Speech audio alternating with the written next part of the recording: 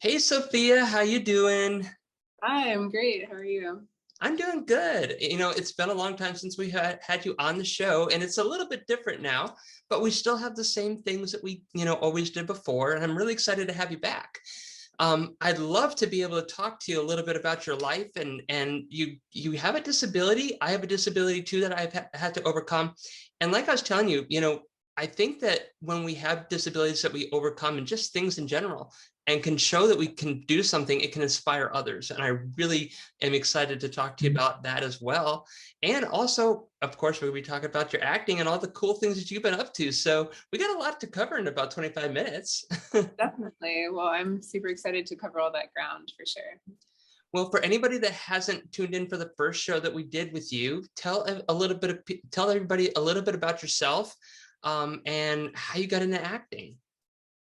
Right. So my name is Sophia Dunn Walker. I'm a director, actor, and I guess multidisciplinary artist. I've dabbled in many different art forms from curation and visual art to mostly filmmaking and TV these days. And I have a lot of social issues that I'm very passionate about and questions that I like to ask in the art that I make. So I guess one of the things that kind of strikes me is that you got to be on both sides of the camera, which is really cool. Not a lot of people do that. I think that either they're intimidated or it just doesn't faze them at all. So what's it like to be on both sides? Which one do you like better? Do you have a preference? That's an interesting question because I do think ultimately people kind of end up choosing one way because it is kind of a different headspace to be in. Like you have to be really pragmatic and logical, I guess, when you're working. You have to like solve a lot of problems behind the camera and kind of just deal with people's emotions. Whereas when you're acting or performing or being kind of the more vulnerable one, you're kind of there to really be in touch with like whatever triggers you or just be very vulnerable with people. I think the best actors are very vulnerable. And so it's definitely a different headspace to be in, but I think there's certainly people out there that do both. It's just kind of a matter of like changing the switch. What do you like about acting? What makes it so exciting for you? Um, I think acting is really exciting for me because I'm fairly introverted and shy as a person. I wouldn't say I'm shy because I take a lot of risks and I like to meet people and I'm very curious. But it's interesting to express different sides of myself that I think growing up I wasn't necessarily allowed to express and to connect with people in a really intense way where the risk factor is pretty low. So like I've bonded with people in theater who we had this scene. I had a scene with an actor where he played my abusive husband and then I killed him. But we're really close friends actually because we had to talk about these really deep like dark issues, and he's a really empathetic, he's had some issues in his own life and has been directly affected by women's issues and in sort of an indirect way. But it's interesting that we kind of tackled these questions and these problems but ended up being friends with each other. It's interesting. Now, before I ask this question I want to ask, I think we should kind of go over some of the things that you've done. I know you've been in some films, you've been on some shows, and you're doing some other things. So tell me a little bit about everything that you got going on. Yeah, so I have a lot of balls in the air, as I think a lot of creative people do, which is great. I'm happy to be busy. I have dabbled in so many different things. This year, I had my first leading role in a horror film, which dealt a lot with some of my, just coincidentally, it got into some of my own kind of traumas, which was intense but rewarding overall.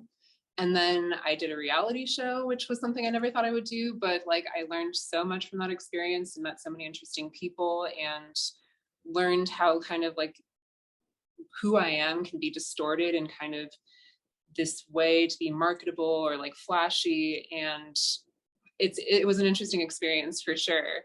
And currently I work at a a art space that does production and photography, and then I'm directing my first feature-length film. So those are the two things I am doing right now, are the directing the feature film and working at this art space. But I'm, always going out for more acting roles and open to kind of just taking the next step and improving myself as a creative and growing in my career. I love horror movies. They're some of my favorites. And I grew up watching them. I think it was fun because I'd sit around like the television show with my friends, and we'd all scare the living piss out of each other.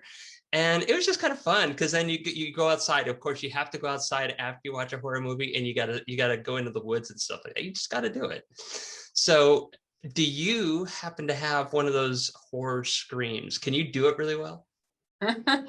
I can. Yeah, it comes out like in different ways, but yeah, I can. So with all the stuff that you've done here, this kind of question is gonna go for both sides. What has been the hardest character for you to play and why? And what was the hardest movie to direct or produce and why? Yeah, I think some of my biggest challenges have definitely come this year, or the past 2 years for sure, which I think is good. I think it's a sign of growth, but it's also, I'm always open to like pushing myself, and then that teaches me my limits. I've done some things that like I'm glad I did them, but I don't think I would do it again. So my most challenging was probably this horror film. That was probably my most challenging role, because some of the scenes were improvised and a lot of it was very personal.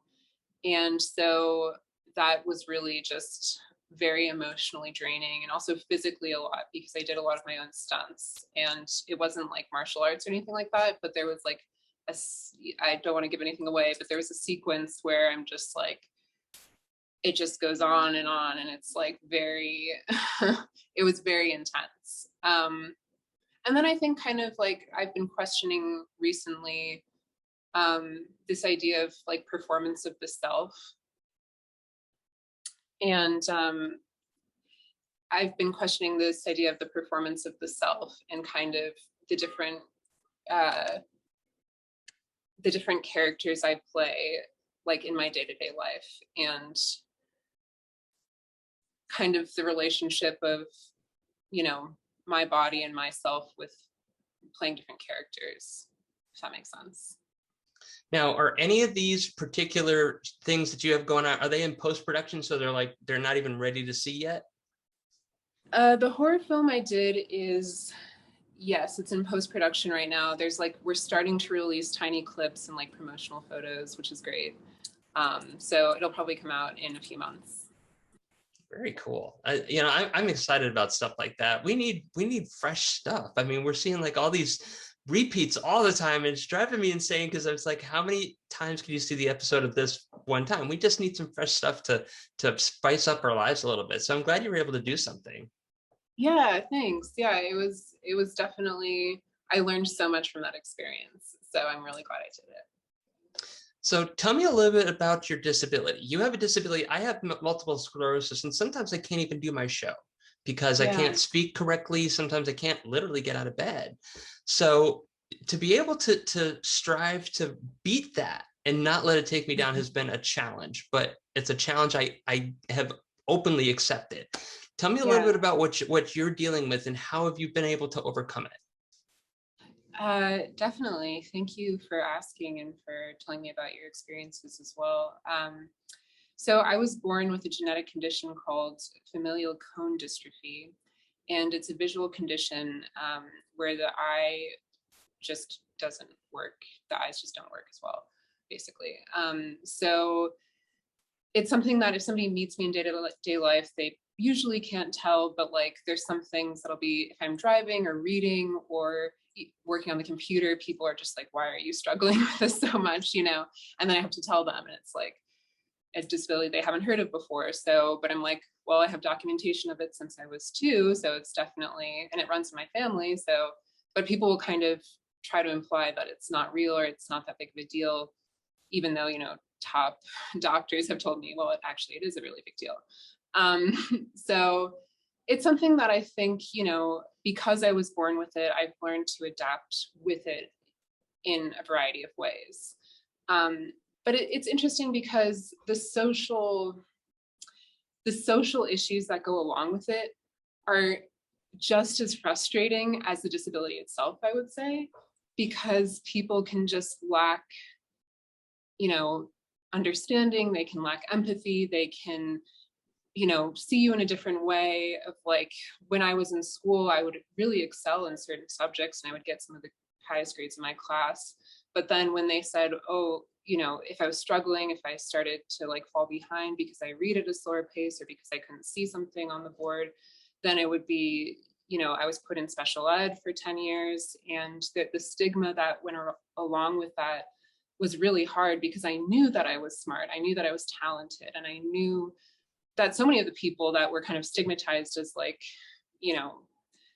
this other thing, it just, the way that the school system kind of places people as like, oh, you need help or you're gifted. In reality, there's so many people who are both. So that's just a continuous struggle for me. And I think as a woman too, it can be hard to get people to take me intellectually seriously. So it's just one of those things that it's constantly reminding people like, yes, I need help, but I'm not helpless. I get that. And, I totally understand the social aspect of things and how that can impact you. Outside of MS, I also was born as basically they call it intersex. So I have both reproductive organs. Yeah. And I've kind of lived my life as a man for the longest time, but I never fit in. So I was picked on because of that. And kids didn't quite understand why I was doing what I was doing. And then literally one day I woke up and I looked like this. So it's like now I'm facing another challenge, and people are like, well, as long as you're happy. I'm like, this isn't as a matter of being happy or sad. It was literally a matter of how I woke up one day and my body fixing what it was supposed to be to begin with. If this was a choice, I'd feel better about it. It wasn't a choice. It's just what life gave me.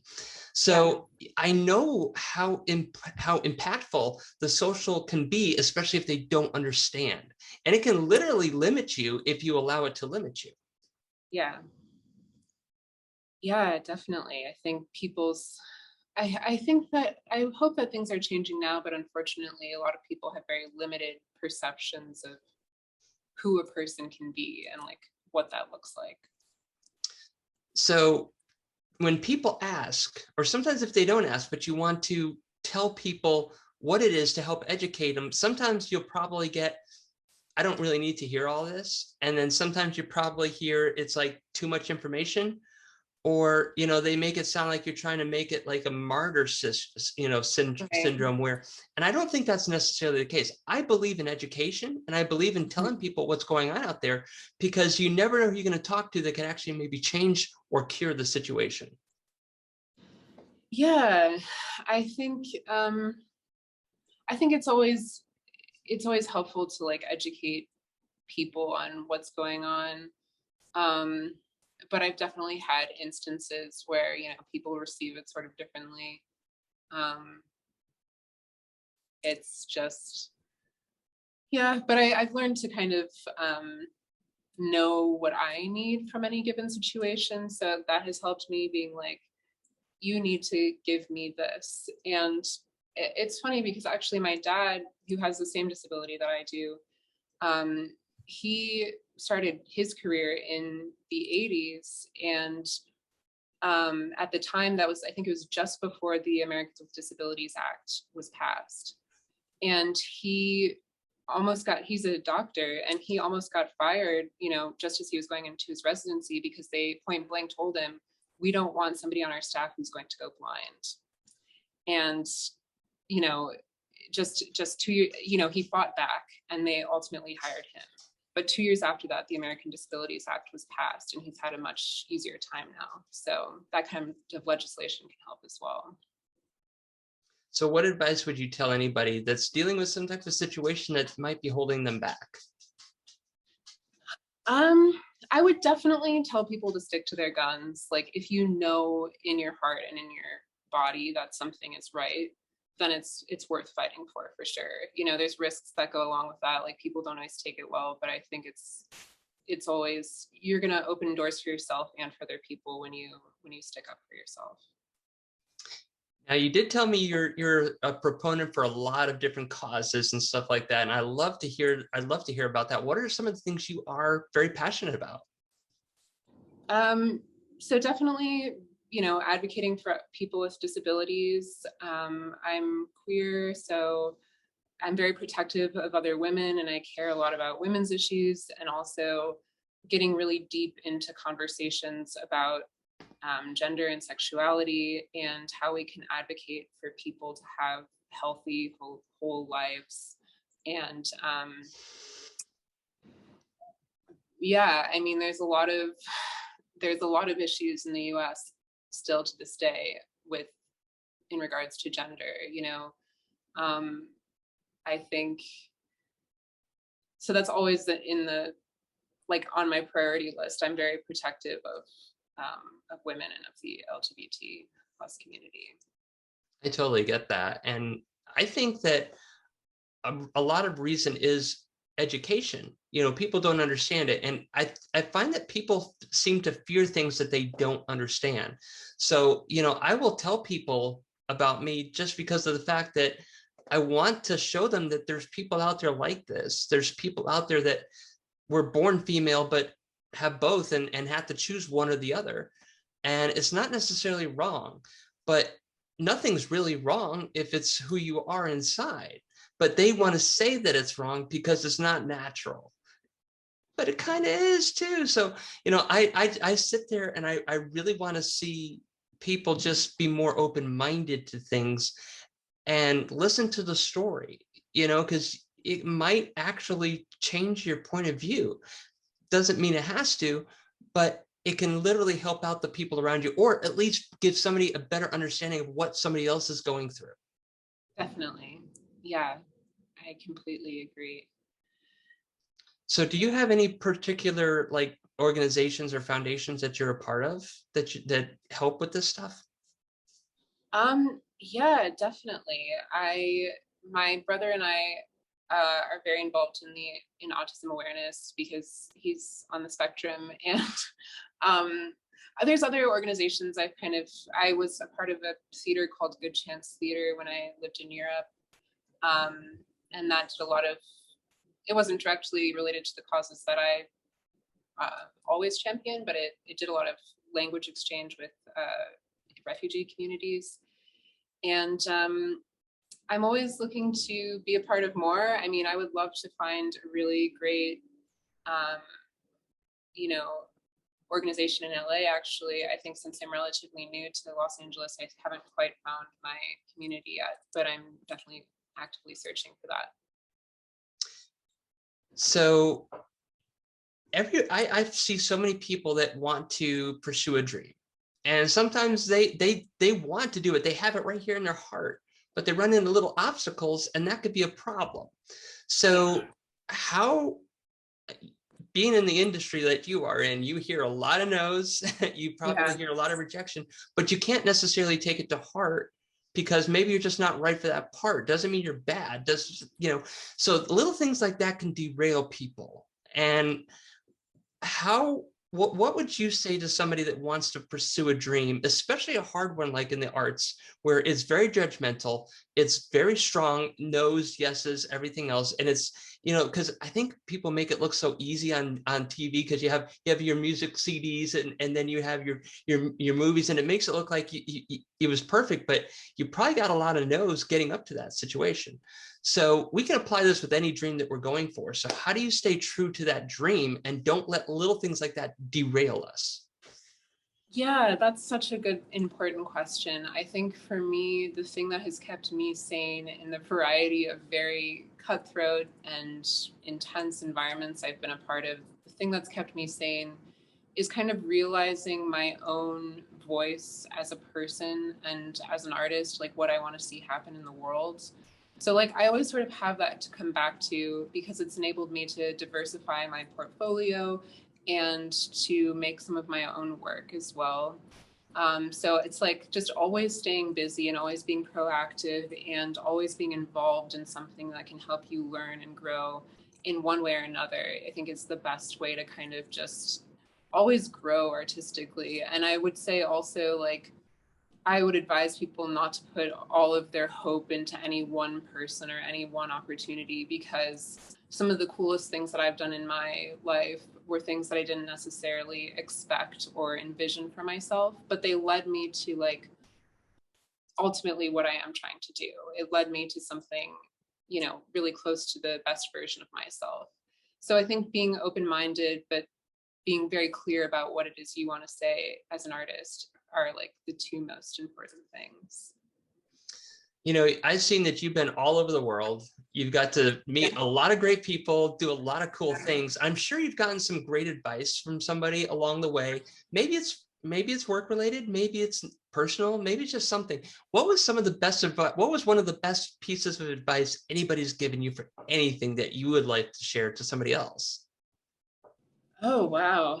Um, I love it when people are really positive toward and supportive of, like, the people around them. I recently saw a film premiere at Outfest directed by a friend of mine, and she said in her interview, um, there was a director that she did some post-production work for, and she studied him. She just, like, read every single interview of his. She watched all of his movies. She just, like, absorbed everything she could. And I think if you want to, like, have something similar to what somebody else has, then, like, studying that person in a non-creepy way, of course, but, like, studying that person, yeah, like like studying that person's career can be really helpful, because so many people have had, like, difficult paths, and like you said, sometimes people look perfect on the outside, but then you'll read a story about them and it's like, oh yeah, this person,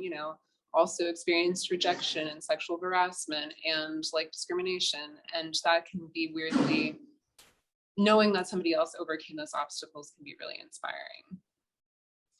So we have a few minutes left, and of course you have new things coming out that haven't come out yet, and you have some things that you have had come out and you've had success with. I'd love for people to be able to find out where that is and how they could follow you, see things that you got going on, and hopefully support your career as well. So how could people find you? Do you have social media, anything like that? And with the new horror movie, is there a website out yet for that? Yeah, thank you. So my personal Instagram is Sophia Dunn Walker. I have a couple of films out right now. Highway 1, The Softer Side of a Dominatrix is the name of the show I was on, and which is its own can of worms, but it's out there. And then I have my horror film that's coming out next is called Whoever You Are, and the space where I run events and shoots is called Box 8. So those are the four primary things that you can see me at.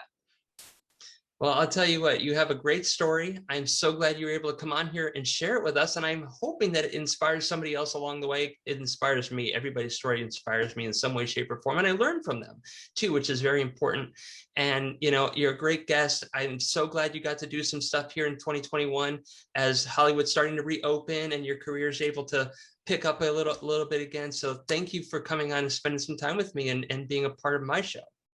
Yeah, thank you so much. I love your show, and it was great speaking with you. And guys, I have to pay bills. I'm sorry, but I will be back in a few minutes and we'll close out the show then. So don't go anywhere. Like, OMG, you were on TV and junk.